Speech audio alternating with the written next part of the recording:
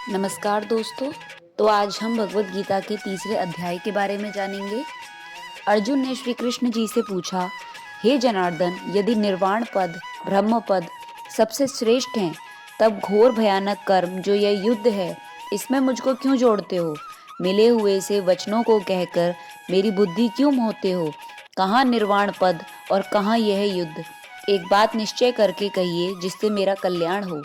श्री कृष्ण भगवान बोले, हे निष्पाप अर्जुन, मैं पहले ही समझा चुका हूँ कि इस लोक में दो प्रकार की निष्ठा कही है। एक तो सांख्य वालों का ज्ञान योग और दूसरा योगियों का कर्म योग। जो पुरुष कोई कर्म ना करे अर्थात सभी कर्मों को त्याग दे और कहे कि मैं निष्कर्मी सन्यासी हूँ, वह न सन्यासी है न निष्कर्मी। प्राणी तो माता के गर्भ में आने से लेकर मरने तक कर्म ही करता रहता है, बिना कर्म किए कभी नहीं रहता। कर्मों का त्याग करके संन्यास करने से किसी को सिद्धि नहीं मिलती। जो अज्ञानी कर्मेंद्रियों को रोककर आत्मचिंतन करने के बहाने विषयों की चिंता करता है, वह पाखंडी और मिथ्याचारी कहलाता है।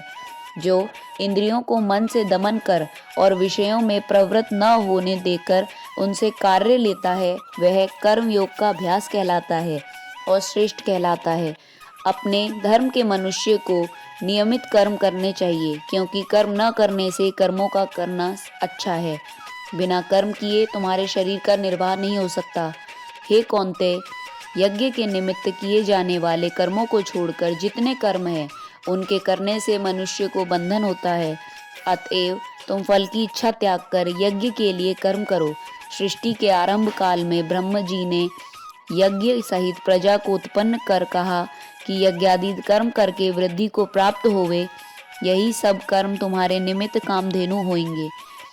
इस यज्ञ से तुम देवताओं को संतुष्ट करो और देवता भी तुम्हें संतुष्ट करेंगे। इस प्रकार परस्पर बर्ताव करते हुए तुम और देवता कल्याण को प्राप्त होंगे।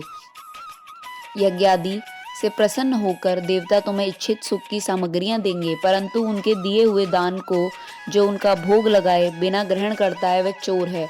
पंच महायज्ञ करके जो शेष बचा हुआ भोग ग्रहण करते हैं, वे सब पाप से मुक्त हो जाते हैं, और जो अपने निमित्त ही अन्न पकाते हैं, वे पापी पुरुष पाप का ही भक्षण करते हैं। अन्न से ही प्राणी की उत्पत्ति होती है। अन्न मेघ से उत्पन्न होता है, मेघ यज्ञ द्वारा जल बरसाता है और यज्ञ की उत्पत्ति कर्म से होती है।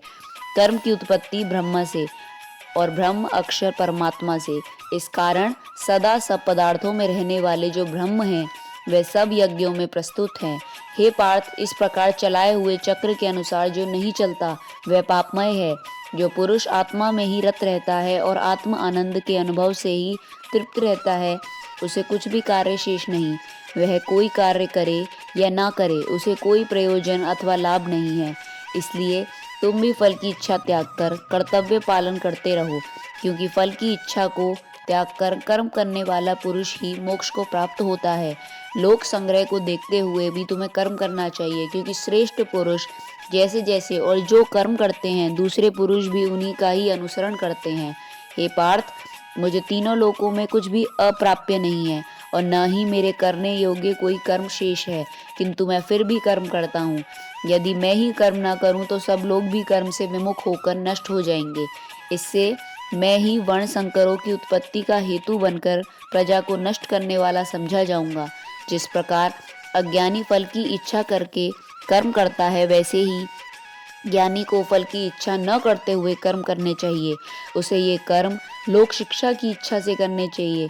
कर्म में आसक्त अज्ञानियों की बुद्धि में ज्ञानी भेद का भाव उत्पन्न न करें, परंतु आप स्वयं कर्म करता हुआ उससे भी प्रसन्नता पूर्वक कर्म कराएं।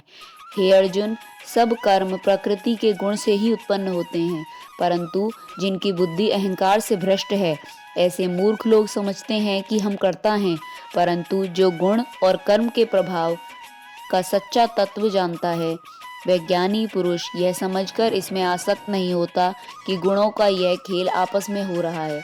हे अर्जुन, अध्यात्म बुद्धि से तुम सभी कर्मों को मुझ में अर्पण करो और फल की आशा छोड़कर युद्ध करो।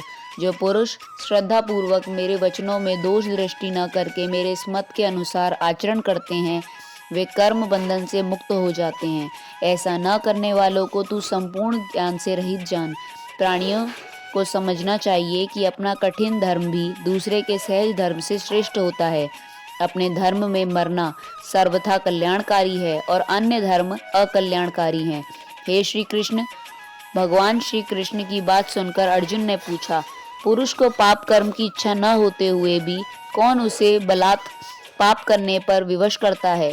हे अर्जुन, रजोगुण से उत्पन्न होने वाले काम और क्रोध मनुष्य को पाप कर्म की ओर ले जाते हैं।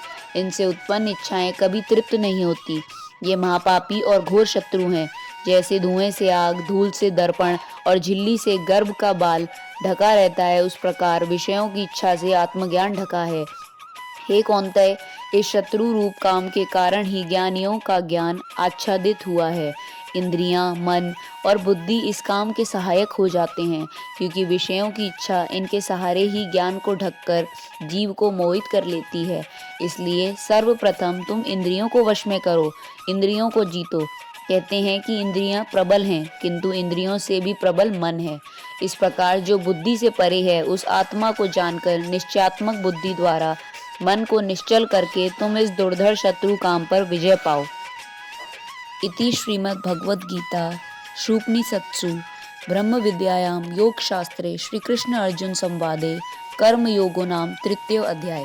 तो दोस्तों, यह हमारे भगवद गीता का तीसरा अध्याय समाप्त हुआ। आपको ये अध्याय कैसा लगा हमें कमेंट बॉक्स में ज़रूर बताएं और अगले अन्य अध्यायों के लिए हमसे जुड़े रहें। धन्यवाद।